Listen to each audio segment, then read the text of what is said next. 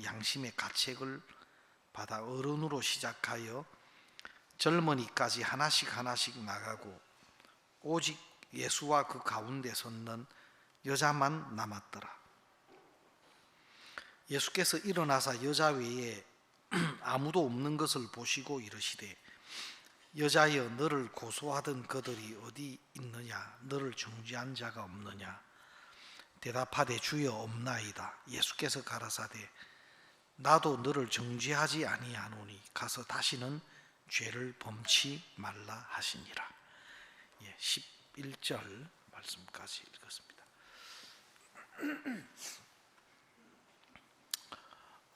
한번 작년 칸타타 투어 때 목사님께서 제가 창원에 있을 때 저희들 지역을 오셨습니다. 그리고 이제 칸타타 투어 하는 기간 동안에 지역 교회들도 방문도 하시고 하셨는데요. 목사님께서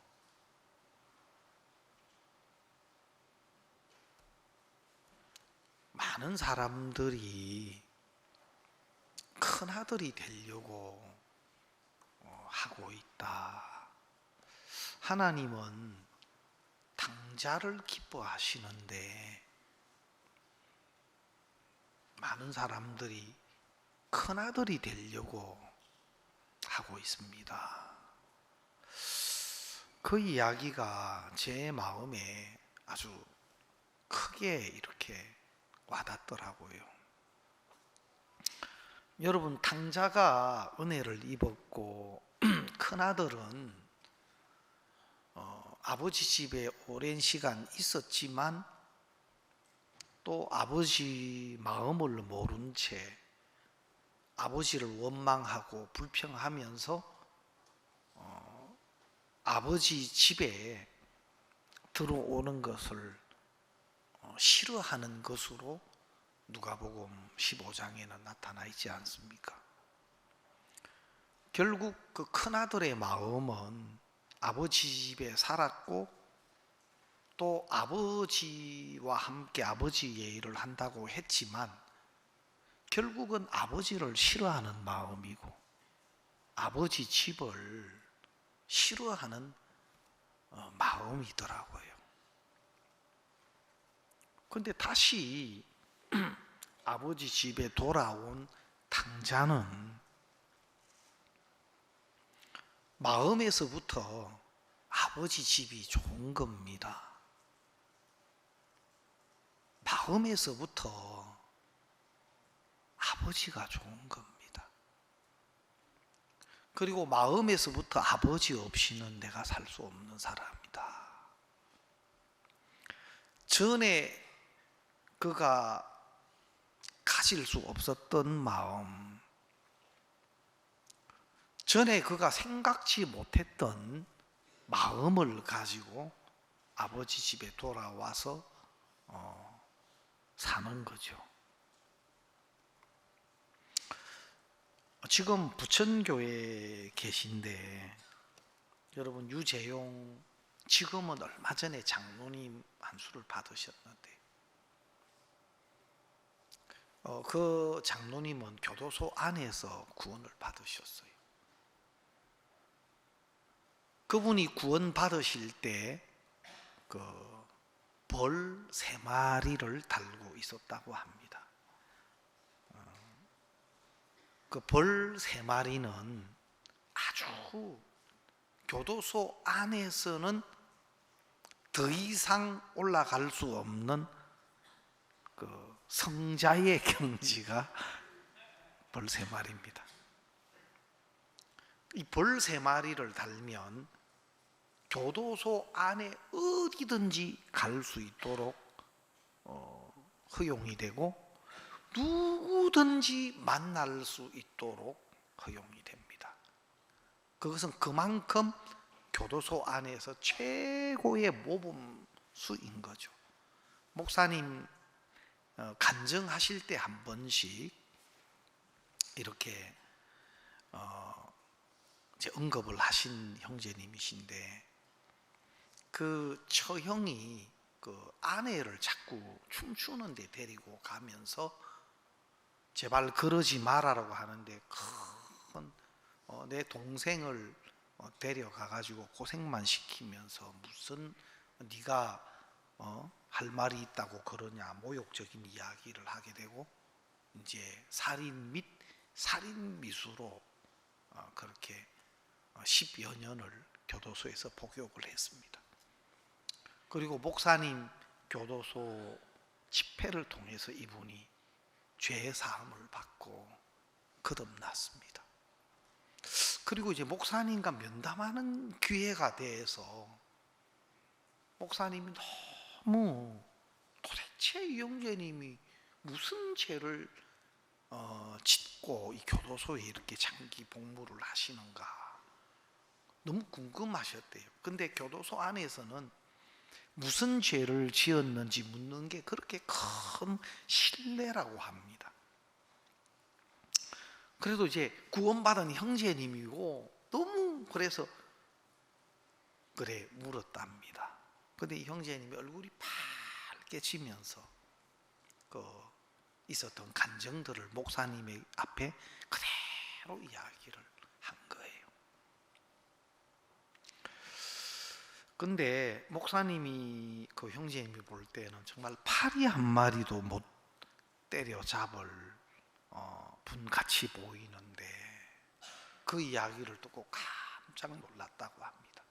저도 뭐 그 전에 이제 그 형제님이 지금은 장로님이 되셔서 투모로우의 일들을 맡아서 하시고 또 제가 안산에 같은 지역에 있어서 더 가까이 그 전부터도 알았지만 가까이 뵙고 하는데 늘 교회에 오셔서 이렇게 허들의 일들도 하시고 교회를 돌아보시고 참 그러는 분이신데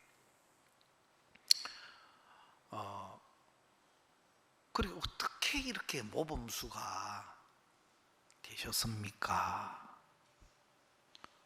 근데 너무 의외의 답을 한 겁니다. 사실 목사님, 제가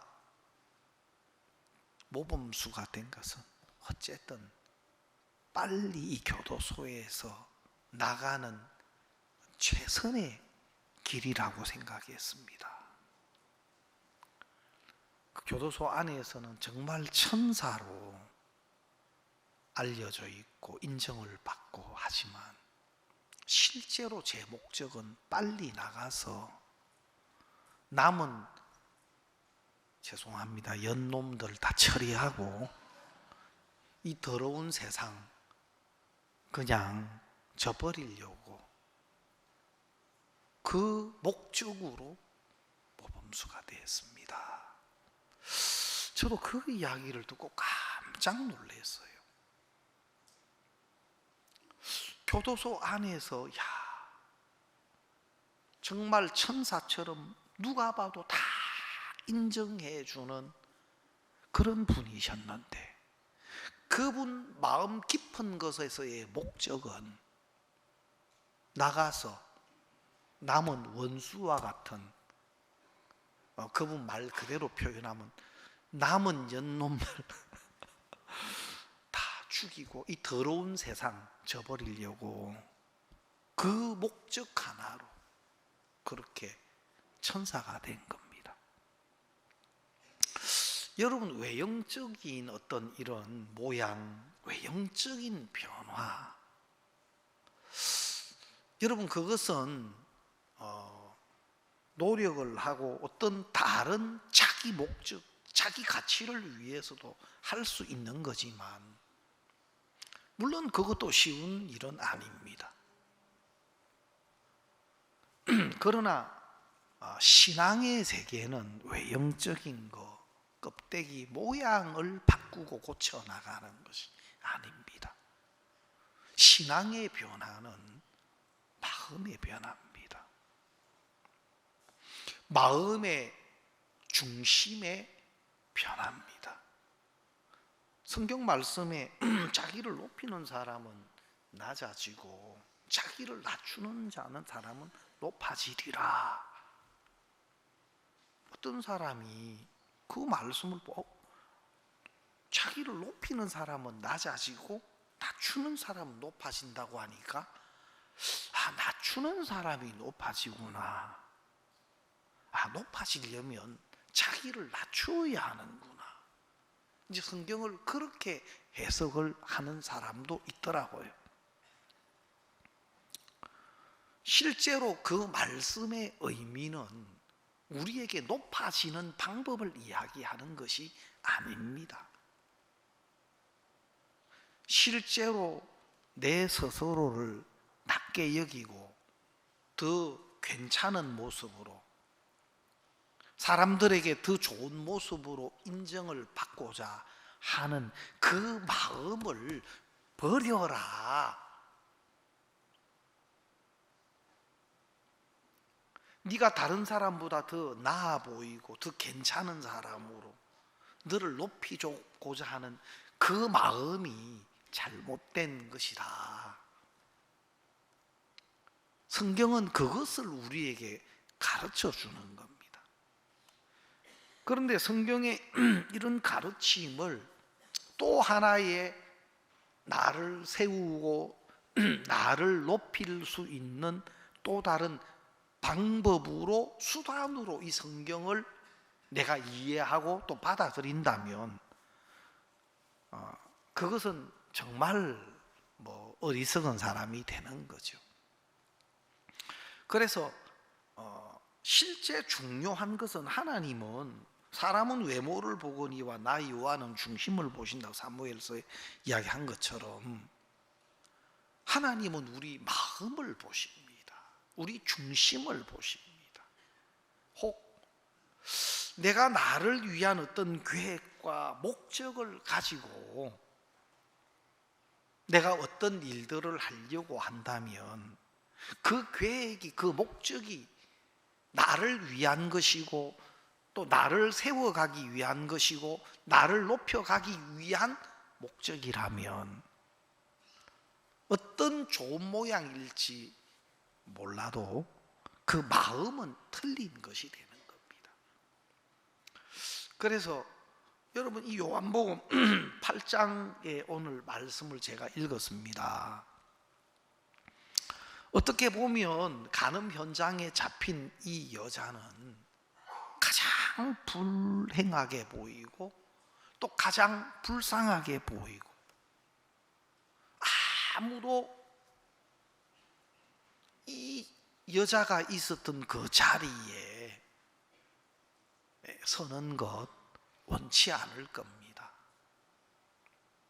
그러나 오늘 이 간음 현장에 잡힌 여자의 이야기를 통해서 하나님은 우리에게 뭘 지금 말씀하십니까? 네가 서야 될 자리는 바로 이 간음 현장에 잡힌 여자가 있는 이 자리다. 성경은 이걸 우리에게 지금 이야기해 주고 싶어 합니다. 그리고 성경은, 또 하나님은 우리를 이 자리로 이끄시는 일들을 우리 삶 속에서 하고 있습니다. 왜? 주님이 만나고 싶어 하시는 가장 복된 자리가 이 자리이기 때문에, 하나님이 준비하신 은혜, 하나님이 우리를 위해 준비한 모든 하늘의 신령한 은혜와 복이 임하는 자리가 사람들이 싫어하는 자리, 사람들이 원하지 않는 자리, 마치 간음 현장에 잡힌 여자가 선 이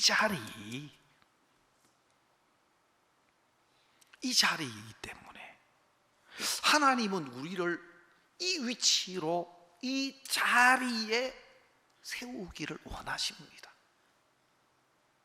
여러분, 실패한 사람들, 큰 죄를 지어 본 사람들이 그런 것들을 통해서 전에 몰랐던 자기를 발견하는 경우들이 많아요. 그러나 큰 죄를 짓는다고 해서, 악한 죄를 짓는다고 해서 죄인이 되는 건 아니에요. 많은 죄를 짓고도 전혀 이 마음의 위치에 이르지 못하는 사람들도 많아요. 그러나 정작 중요한 것은 뭐냐? 어떤 우리가 허물이 많든 죄가 많든 부족한 것이 많든 적든 마음에서 정말 하나님이 보시는 눈으로 자기가 발견되어질 때 마음에서 이 자리가 되는 겁니다. 그 마음이 이 위치로 내려가게 되는 겁니다. 여러분, 탕자가 그 마다들과 다른 게 뭡니까? 그 탕자가 마다들과 다른 것이 있다면 그가 지금까지 가지고 있었던 생각, 그가 자신에 대해서 지금까지 알았던 것과 다른 자기를 본 겁니다. 아버지의 소유를 가지고 타국에 대한 기대를 가지고 또 자신에 대한 믿음을 가지고 갔었는데 막상 자기 길을 가보니까 줄여 죽는구나. 여기서 줄여 죽는구나. 여기서 줄여 죽는구나. 여기는 뭡니까? 물론 돼지우리지만 아버지가 없는 장소, 아버지를 떠난 장소. 내가 아버지가 없이는 살 수 없는 사람이구나. 내가 아버지 없이는 안 되는 사람이구나. 그것이 정확하게 발견이 된 겁니다. 지금까지 나를 너무 모르고 살았구나. 내가 얼마든지 하면 잘할 수 있고 또 멋지게 성공해서 내가 아버지께로 돌아가야 되겠다. 나 한다면 하는 사람이야. 많은 사람들이 아버지가 보는 눈과 다른 눈으로 자기를 보고 있고 또 아버지가 보는 것과 다른 마음으로 자기를 알고 있는 거예요. 그럼에도 불구하고 자기가 가지고 있는 마음이나 자기가 가지고 있는 생각이 옳다고 이제 여기는 겁니다. 여러분, 제가 광주에 있을 때 한 자매님이 전화가 왔어요. 목사님, 저희 집에 한번 와줄 수 있습니까? 아, 왜요, 자매님? 남편이 일주일 내내 방에서 그냥 술만 먹고 있습니다. 한번 목사님, 우리가 어디 갔다가 지금 막 교회 들어오는 참인데 막 저녁이었는데 바로 제 아내하고 같이 그 집을 갔어요. 그 자매님은 소경이시고 그 남편도 소경이세요. 그 전에 제가 한번 남편을 만난 적이 있었는데 그리고 그 집을 찾아갔습니다. 아파트인데 초인종을 띵동 누르니까 안에서 문을 열어주었습니다. 깜깜해요. 왜냐하면 두 분 다 소경이시니까 불을 킬 필요가 없으니까 이제 우리가 와서 불을 켜더라고. 깜깜한데 불을 켜. 그래서 보니까 옆에 방에서 남편이 누워 계시다가 이렇게 부시시 누가 사람이 온 걸 알고 일어나 앉으시더라고요. 그분 성씨가 장씨였는데 장 선생님 무슨 일입니까? 목사님 너무 괴롭습니다. 죽고 싶습니다. 아니 무슨 일이신데요? 우리 부모님이 나를 왜 이렇게 못나게 부족하게 낳았는지 모르겠습니다. 부모님이 원망스럽습니다. 그분이 이제 그 소경으로 그 직장에 회사에 이렇게 직원들 잠깐 이렇게 직원들 이제 안마해주고 하는 이제 그런 일을 직장에 취직이 돼서 일을 하고 계신데 아마 막 여러 가지로 그분도 몸도 지병도 생기고 당뇨도 생기고 막 거의 다른 사람 뭐 피로를 풀어주는 일을 회사에서 하지만 당신도 몸이 막 안 좋아지고 여러 가지가 겹쳐지면서 굉장히 이제 마음이 막 어떤 고립되어 있는 거예요. 그러면서 너무 괴롭습니다. 죽고 싶습니다. 그래서 왜 그러냐고 물어보니까 우리 부모님이 나를 왜 이렇게 못나게 부족하게 낳았는지 원망스럽다 하면서 막 그런 이야기를 하시더라고요. 그래서 제가 부모님을 원망하시면 안 됩니다. 사실 부모님은 자식을 낳은 분이지 만든 분은 아니거든요. 부모님이 자식들을 원하는 대로 만드실 수 있다면 이 세상은 미스 코리아, 뭐 미스터 코리아들만 다 있을 거예요. 전부 다 자기 자식 제일 멋지게 제일 이쁘게 만들 것 아니겠습니까? 능력이 없어서 그렇지. 진짜 자식을 만드신 분은 아담과 하와도 하나님 만드셨지만 어머니의 태중에서 복중에서 만드시고 형질을 이루신 분은 성경에 하나님이시다 그랬습니다. 그 부모님은 낳은 분입니다. 근데 연약한 모습으로 부족한 모습으로 태어났을 때 얼마나 그 부모님의 마음이 아프겠습니까? 또 연약하고 부족한 모습 때문에 어려워하고 힘들어하는 그런 모습을 보면 그 부모님이 얼마나 마음이 아프고 또 미안한 마음을 가지겠습니까? 그런 부모님을 향해서 원망하고 불평하고 그거는 합당하지 않습니다. 제가 쭉 그분하고 좀 교제를 나누고 돌아오면서 좀 그런 생각이 들었어요. 그래, 부모님은 어떻게 할 수 없으셔서 그렇다 손치더라도 하나님은 능력이 많으신데 하나님은 모든 것 하실 수 있으신 분인데 우리를 왜 이렇게 연약하고 부족하게 만드셨을까? 이런 생각이 드는 거예요. 하나님 다 하실 수 있는 분이신데 안 그렇습니까?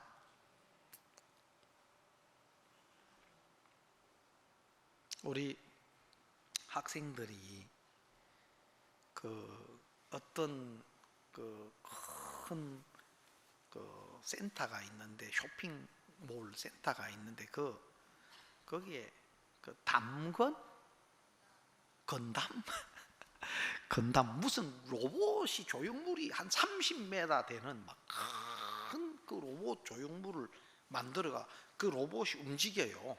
고개도 돌리고 막 손. 근데 그 막 큰 거기에 관광객들이 많이 온대요. 그래서 이제 우리 학생들 거기에 가서 이제 사진도 찍고 했는데 그래서 내가 그랬어요. 우리는 뭐 건담이 뭐 일본은 있을지 몰라도 우리는 로봇 태권브이가 있다. 아직 만들진 않았지만 요즘에는 잘 안 나오지만 오래전에 그 TV 어린이들 만화 영화에 로봇 태권브이가 있었잖아요. 그럼 얼마나 힘이 센지 막 슝 하면은 팔이 떨어져 나가가 슝 가가 저 멀리 있는데 딱 때리고 파괴하고 돌아와가 탁 붙어요. 예? 요 뒤에서 불이 쫙 나와가 하늘 날아가고 그런 거 어릴 때 안 보셨나요?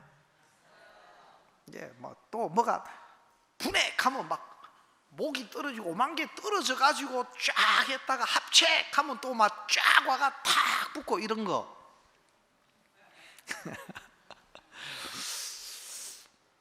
혹시 여러분을 그래 만들어 드리면 좋겠습니까? 하나님은 모든 걸 하실 수 있으신데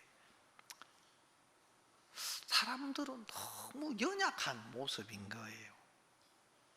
뭐 신체적으로도 그렇고 뭐 진짜 사자나 이런 걸 보면 막 동물원에서 사자 같은 거 보면요, 진짜 우리가 그냥 영상으로 실제 사자 앞에 서면요, 사자가 사자 머리가 있다마네요. 야, 이 앞발 하나를 보면요, 이거 한번 탁 갈키면요, 목뼈가 부러져 버리고 그냥 이 발톱이 그 안에 그냥 짚고 다닐 때는 있는데, 짚을 때는 그 발톱이 밑으로 안으로 싹 들어가요. 고양이과나 이런 짐승들이. 근데 딱 공격하면 그 안에 발톱이 쫙 나와가지고, 예? 그냥 이렇게 한번 치면 이 그냥 그 힘이나 그 파괴력이 그냥 얼굴은 다 찢겨버릴 거예요. 막 이렇게 한번 치면은 그 힘에 의해서 아마 목뼈가 그냥 부러져 버릴 정도로 엄청나요. 야, 뭐 그런 짐승들은 막 그렇고, 안 그러면 코끼리처럼 덩치라도 크면 좀 나은데, 우리는 뭐 올림픽 해도 뭐 조금 더 빨라가 세계 기록을 깨딱하고 멀리 뛰기, 뭐 수영 막 하고, 짐승들 보면은, 예? 우리가 뭐 돌고래나 이런 뭐 짐승들을 보면은 물고기 뭐 달리기든 뭐 이길 수 있는 건 아마 짐승들 참여시키면 메달 하나도 못 따, 인간들은.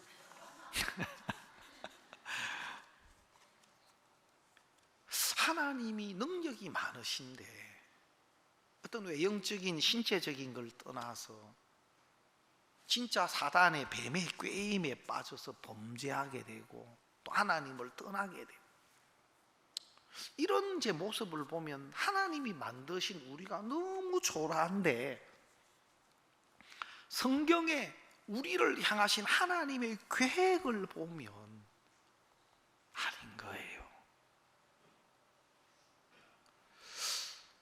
우리의 모양대로, 우리의 형상과 모양대로 사람을 만들자 하고 만든 창세기 1장과 2장에 나오는 사람, 만드신 사람의 모습은 너무 나약하고 형편없고, 그 뱀의 유혹에서 하나님을 떠나고 죄를 범하고, 조그만 어떤 유혹과 형편에도 못 이기고. 근데 실제 하나님의 계획은 창세기 1장과 2장에 나오는 하나님이 만드신 그 창조는 창조의 시작이고, 하나님의 완벽하고 영원하고 온전한 하나님의 은혜로 그리스도 안에서 새로운 피조물로 만드시는, 이것이 하나님이 창세기에 우리의 형상과 모양대로 우리가 사람을 만들자 한 하나님의 계획의 시작입니다. 그 하나님이 만드시고자 한 참된 하나님의 형상은 예수 그리스도의 영원하고 온전한 은혜 안에서 완벽한 새로운 피조물, 예수 그리스도의 대속의 은혜로 말미암아 영원히 거룩하고 영원히 의롭고 영원히 온전한 하나님의 자녀, 하나님의 사랑의 대상이고, 하나님이 우리에게 모든 것을 기쁨으로 상속해 줄 상속자로, 자녀로, 하나님 사랑의 대상으로 만드시고자 한, 이것이 하나님의 창조의 목적이에요.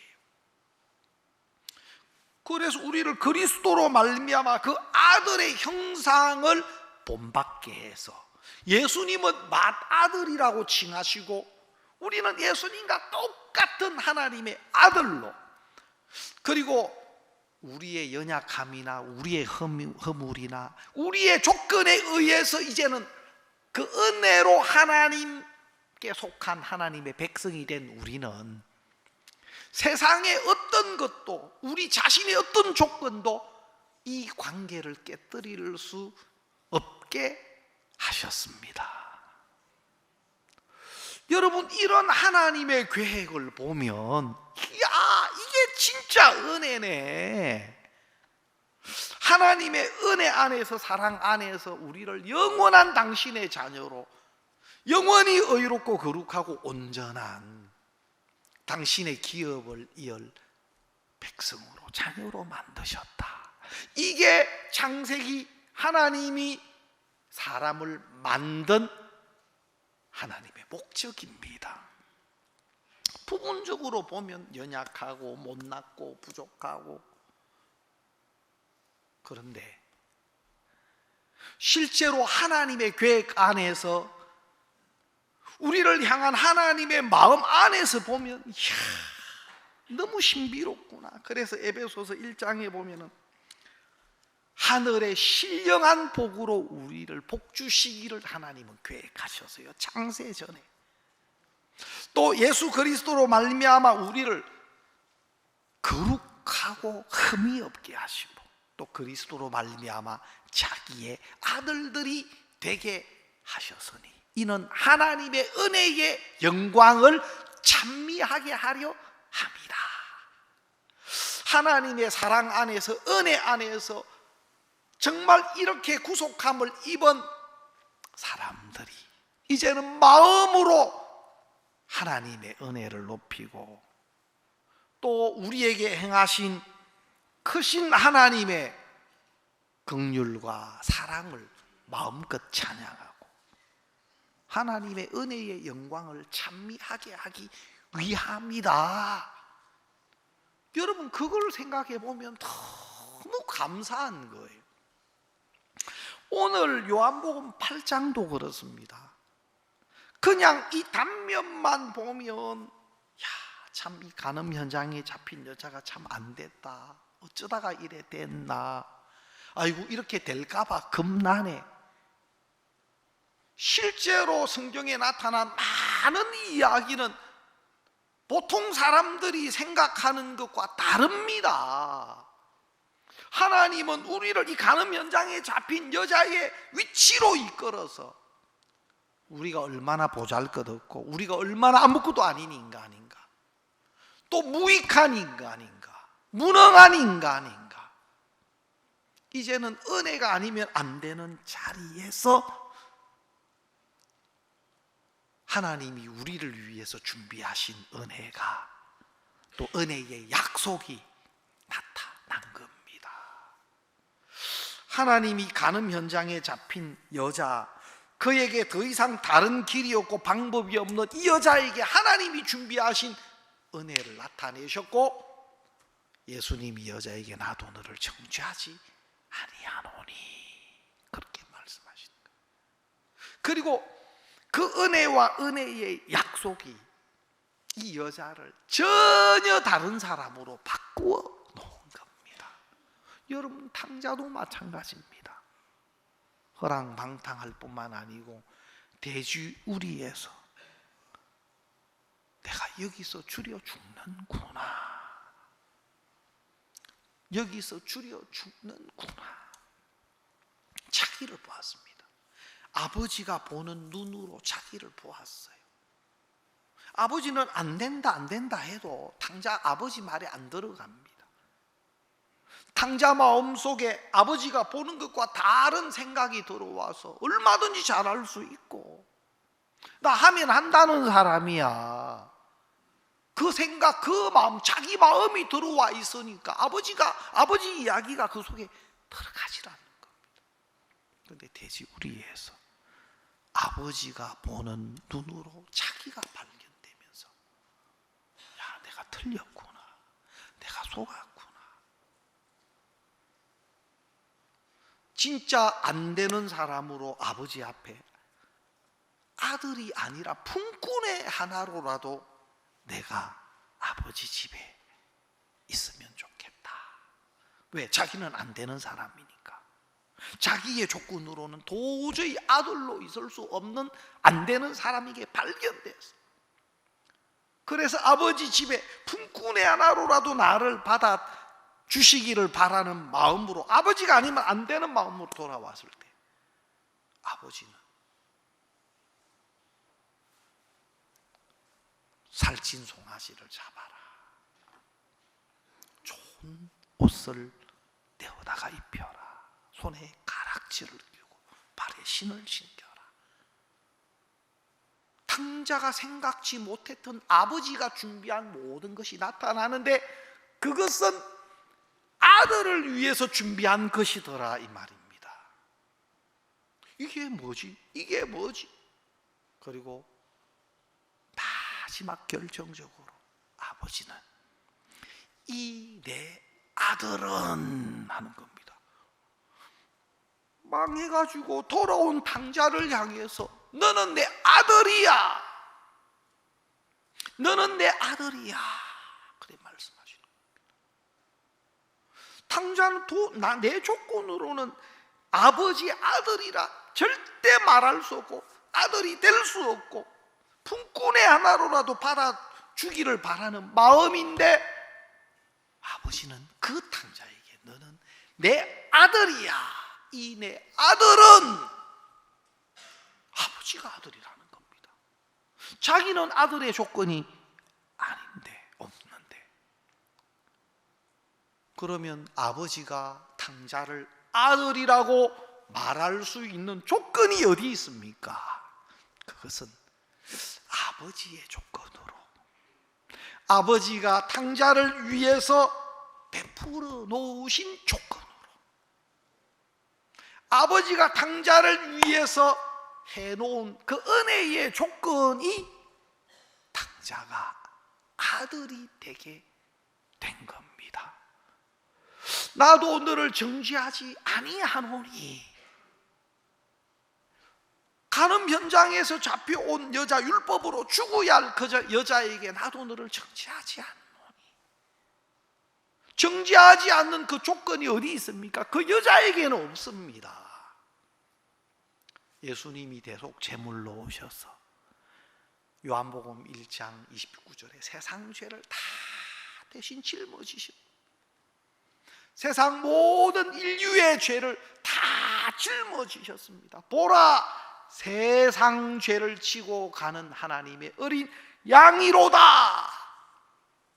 공생애를 시작하시며 제일 먼저 하신 일이 세상 죄를 담당하셨고, 그 죄를 짊어지고 가면서 중풍병자의 소자야, 네 죄 사함을 받았느니라. 네 죄 내가 담당했어, 네 죄 내가 다 짊어졌어, 너는 죄가 없어, 죄 사함 받았어.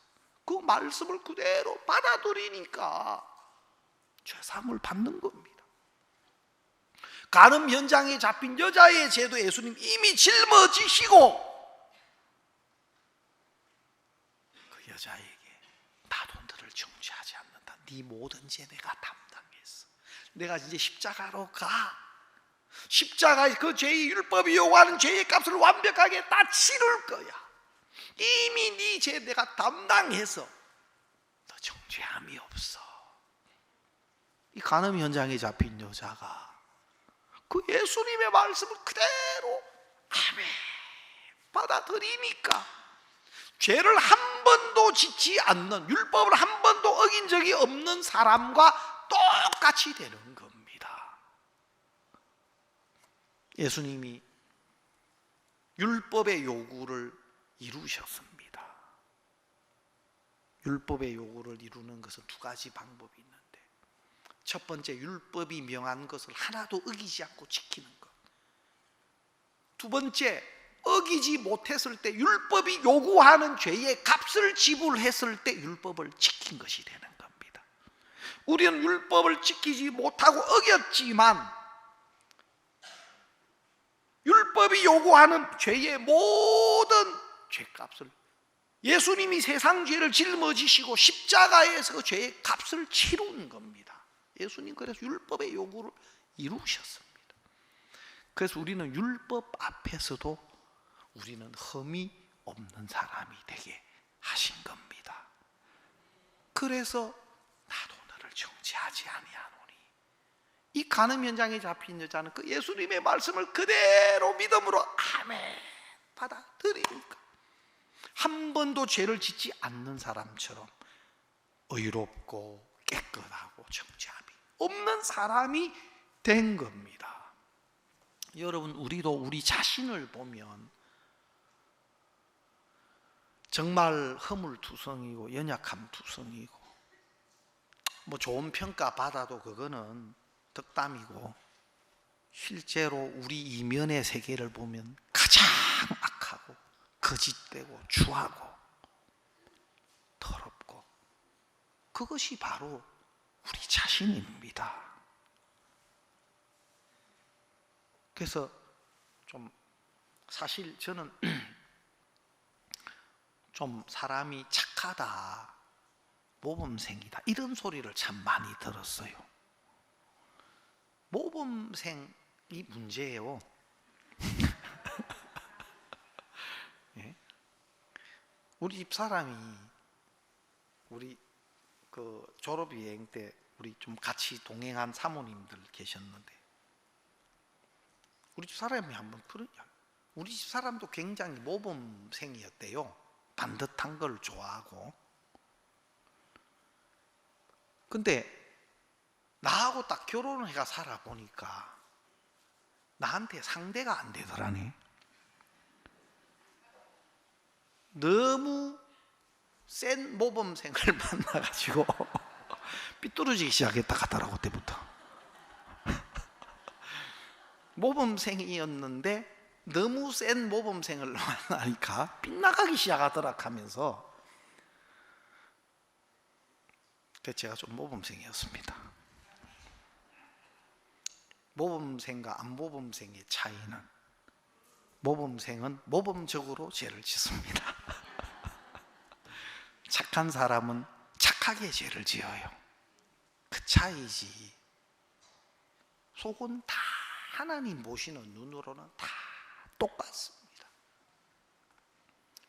빨리 오히려 허물이 많든 적든 간에 빨리 하나님이 보시는 우리 모습이, 성경이 말씀하는 우리 모습이 발견돼서 내 스스로를 내가 좋게 하고 내가 나를 지키려고 하고 내 행위에서 난 것으로 뭔가 옳다 인정함을 받으려고 하는 그 마음, 그 심지가 뽑혀 나가고 그게 버려지고 포기되고 이제는 전적으로 하나님이 우리를 위해서 준비해 주신 은혜를 믿음으로 받아들이는 것, 그것이 가장 복된 사람이고 그것이 가장 우리를 안전하게 하는 겁니다.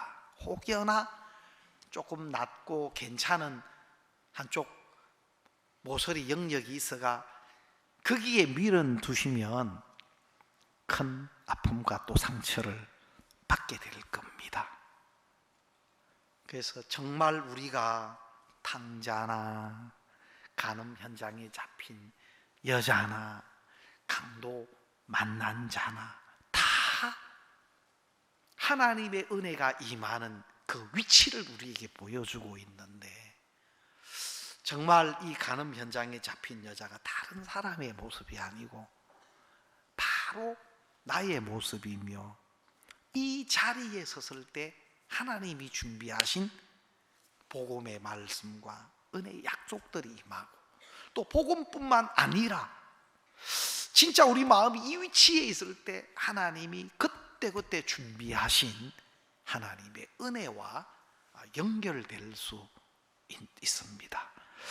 그래서 우리가 어떤 마음으로 하나님 앞에 구속함의 은혜를 입고 난 이후에도 우리가 있어야 할 자리는 이 자리인 것을 여러분께서 다시 기억해 주셨으면 좋겠습니다.